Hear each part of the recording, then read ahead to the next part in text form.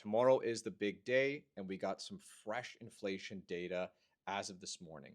Let's break it down and see which way we're going to go. Are we going to cut rates to stimulate the economy, or are we going to hold to keep inflation in check?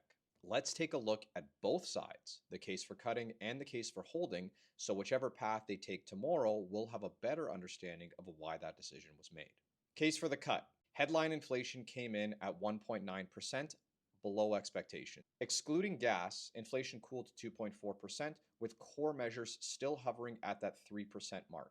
Since April, we've been at that 3% to 3.1% mark, so core measures are still just at the top end of that upper range.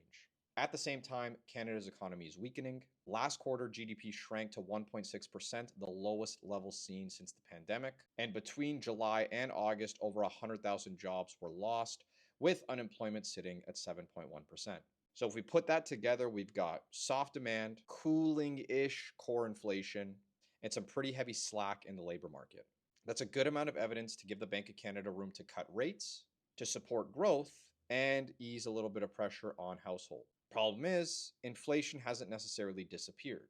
Food prices are up 3.5%, with meat soaring to 7%, and shelter costs climbing to 2.6%. Nearly 40% of items in the CPI basket are still rising faster than 3%. Going back to core inflation, while it is easing, it's still above the target level of 2%.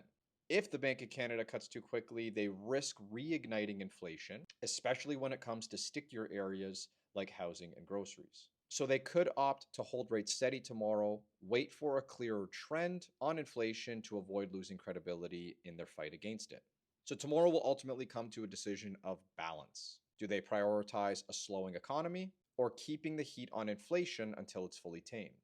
A cut means the Bank of Canada thinks inflation is under control and they know that the economy needs help. Whereas a hold would mean they're not totally convinced yet and they don't want to pump the brakes too early.